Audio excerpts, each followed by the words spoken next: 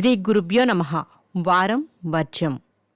April 14, 2026 మంగళవారం. శ్రీ పరాభవ నామ సంవత్సరం చైత్రమాసం ఉత్తరాయణం. వసంత ఋతువు కృష్ణపక్షం. అశ్వినీ కార్తె. ద్వాదశి రాత్రి 12 గంటల 8 నిమిషాల వరకు. నక్షత్రం శతభిష సాయంత్రం 4 గంటల వరకు. వర్జం రాత్రి 10 గంటల 12 నిమిషాల నుండి రాత్రి 11 గంటల 46 నిమిషాల వరకు. దుర్ముహూర్తం ఉదయం 8 గంటల 22 నిమిషాల నుండి ఉదయం 9 గంటల 12 నిమిషాల వరకు. మరలా రాత్రి 11 గంటల 22 నిమిషాల నుండి రాత్రి 12 గంటల 12 నిమిషాల వరకు. రాహుకాలం మధ్యాహ్నం 3 గంటల నుండి 4 గంటల 30 నిమిషాల వరకు. ద్వాదశ రాశుల వారు ఈరోజు చేసుకోవాల్సిన పూజలు. అరటి పండ్లను సుబ్రహ్మణ్య స్వామివారికి నివేదించి చిన్నపిల్లలకి పంచండి. ద్వాదశ రాశులు. మేషరాశి. ముఖ్యమైన వ్యవహారాలలో విజయం సాధిస్తారు.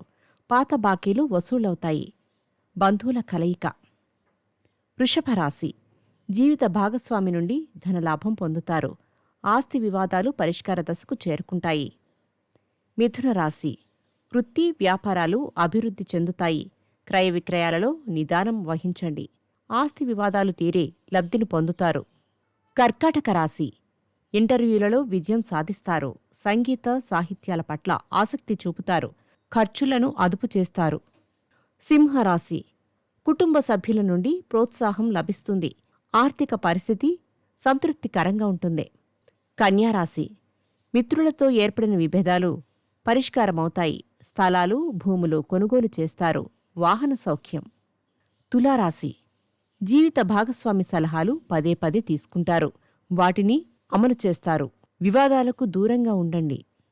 వృశ్చిక రాశి. అనుకోని అతిథులను కలిసి ఆనందంగా గడుపుతారు. సంఘంలో విశేష గౌరవం లభిస్తుంది. శుభకార్యాల్లో పాల్గొంటారు.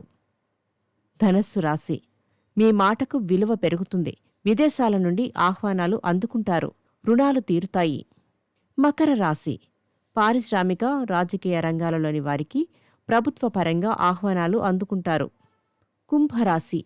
సాంకేతిక లోపాల వలన అతి తక్కువ వ్యవధిలో అధిక లాభాలు కలిగే విషయ వ్యవహారాలకు భంగం కలగదు. మీనరాశి. దూర ప్రాంతాల నుండి విలువైన సమాచారం అందుకుంటారు. ఆలోచనలకు కార్యరూపం ఇస్తారు. వస్త్రలాభం కలదు. నమస్కారం.